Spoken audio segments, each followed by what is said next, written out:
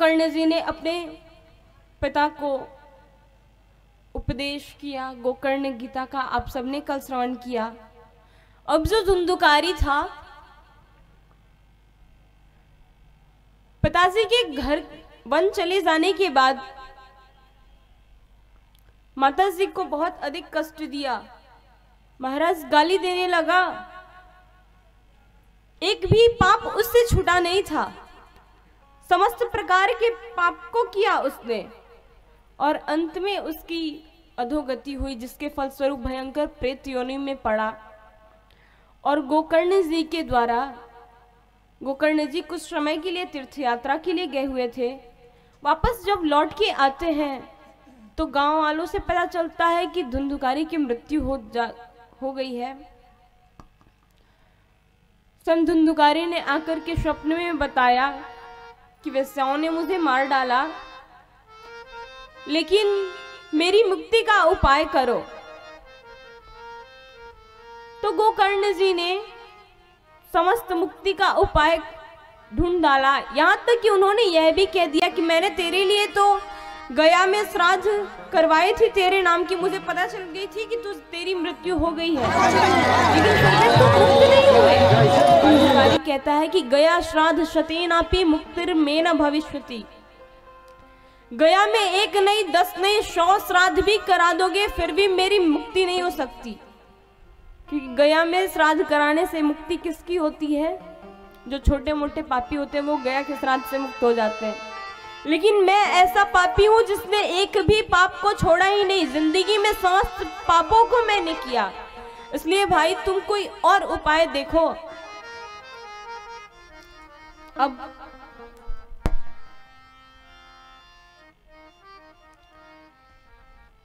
भाग्यश्री तो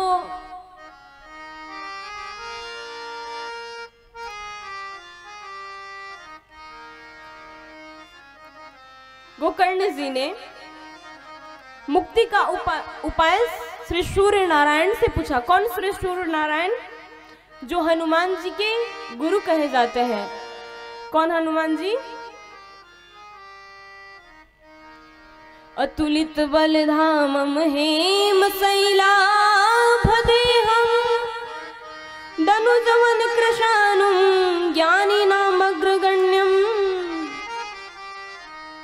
सकल गुण निधानम वानराणामधीशम रघुपति प्रिय भक्तम बात जातम नमामि। ज्ञानियों में अग्रगण्य श्री हनुमान जी महाराज को बताया गया है। तो सोचो, जिनके शिष्य ज्ञानियों में अग्रगण्य है, मतलब श्रेष्ठ है, तो गुरु कैसा होगा? वो श्री सूर्य नारायण कहते हैं कि श्रीमद् भागवतान मुक्ति सप्ताहम वाचनम कुरु। श्रीमद् भागवत सप्ताह का आयोजन करो, इससे तुम्हारे भाई की प्रेत योनि से मुक्ति हो जाएगी। गोकर्ण जी महाराज ने सूर्य के कहने से श्रीमद् भागवत सप्ताह की कथा उस प्रेत के निमित्त सुनाई। प्रतिदिन वो प्रेत आता और बैठ करके एक 7 गांठ वाली बांस की ग्रंथि में बैठ करके 7 दिन की कथा उसने प्रेम पूर्वक सुना। अब यहाँ पे इससे पहले के प्रसंग में नारद जी महाराज ने सनत कुमारों से पूछा कि महाराज ये बताओ, इस श्रीमद् भागवत सप्ताह को सुनने से कौन कौन मुक्त हो जाते हैं? ये मानवा पाप कृतस्तु सर्वदा सदा दुराचार रता विमार्गगा क्रोधाग्निदग्धा कुटिलाश्च कामिनः सप्ताह यज्ञेन कलौ पुनन्ति ते। प्रेम से बोलो जय श्री राधे। राधे राधे। जिसने जीवन पर्यंत केवल और केवल पाप कर्म किए हो, दुराचार किए हो, झूठ बोलता हो, शराब मदिरा इत्यादि भक्ष अभक्ष जो कुछ भी करता हो समस्त पाप को करने वाला, सत्य नहीं ना, जो सत्य का आचरण नहीं करता, सत्य संभाषण नहीं करता, पितृमातृ दोष का, जो वर्ण संकर की पद्धति से उत्पन्न है, ऐसा व्यक्ति भी। लेकिन ध्यान देना बंधुओं, जो सबसे जरूरी बात है, जो स्वयं को बदलने की भावना से यहाँ पे आकर के और स्वयं को बदलने की भावना से आकर के कथा सुनेगा, वही पाप से मुक्त होता है। केवल श्रवण करने से आप सोचोगे कि पाप मुक्त हो गए, तो ऐसा बिल्कुल नहीं है।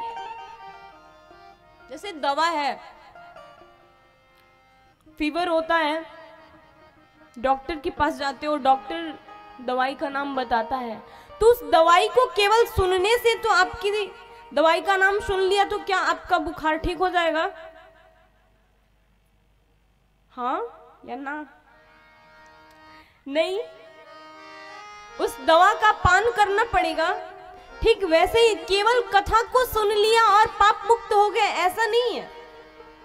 उस कथा को सुनने के बाद कथा में जो बातें आपको बताई जाती है, उसको जिंदगी, उसको अपने आचरण में लाओ।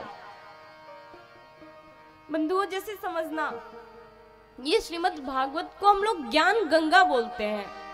गंगा दो होती हैं, एक गंगा होती है जो दूर कुल प्लावनी, कुल कहते हैं घाट को। एक गंगा होती है जो दूर के घाटों से बहती हुई आती है, और यह श्रीमद् भागवत भी गंगा है। वो गंगा भगवान के चरणों से निकली है, और यह श्रीमद् भागवत रूपी गंगा भगवान के मुख से निकली है। ध्यान से समझना, उस गंगा में नहाने से लोग पवित्र हो जाते हैं, है ना?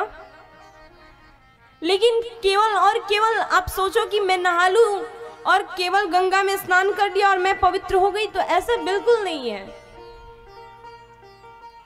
गंगा में जाओ तो केवल नहा लिया और आप शुद्ध हो गए, ऐसा नहीं।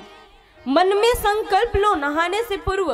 कई लोग तो ऐसे होते हैं महाराज, कौन सा वो होता है जिसमें गंगा स्नान करते हैं, कार्तिक के महीने में गंगा स्नान करने जाएंगे और 100 डुबकी लगाएंगे, 50-51 जितना हो सके डुबकी लगाएंगे। दम फूल रहा है, सांस फूल रही है, लेकिन डुबकी नहीं छूटनी चाहिए। 100 तो मुझे पूरा करना ही है। क्यों? अरे बहुत पाप हो गए, पाप को धोना है यहाँ पे। लेकिन 100 डुबकी लगा लिया और आपके पाप धुल गए, ऐसा नहीं है।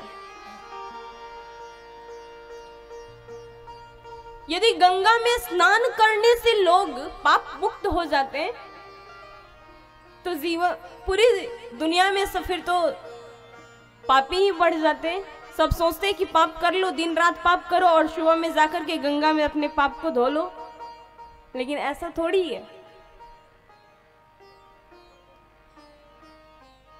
गंगा में स्नान करने से निमित्त केवल व्यक्ति पवित्र हो जाता, तो मछली को तो किसी जन्म में बहुत बड़ा ऋषि, महात्मा, कोई अमलात्मा, संत होना चाहिए, क्योंकि उसका जन्म भी गंगा में ही होता है।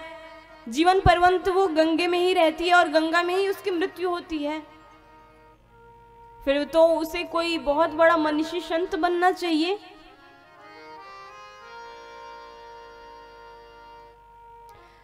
गंगा में स्नान करने से नहीं, गंगा में स्नान करने से पूर्व अपने मन में संकल्प लो कि हे गंगे मैया, मैं जानती हूँ कि मेरे अंदर बहुत बुराइयां हैं, लेकिन मैं उन समस्त बुराइयों को दूर करना चाहती हूँ। तब आपके मन के विचारों को गंगा शुद्ध बनाती है। तो ठीक वैसे ही यह श्रीमद् भागवत रूपी ज्ञान गंगा भी है। यहाँ पर आकर के आप बैठ गए और कथा सुन लिया और आपके पाप खत्म हो गए, ऐसा नहीं है।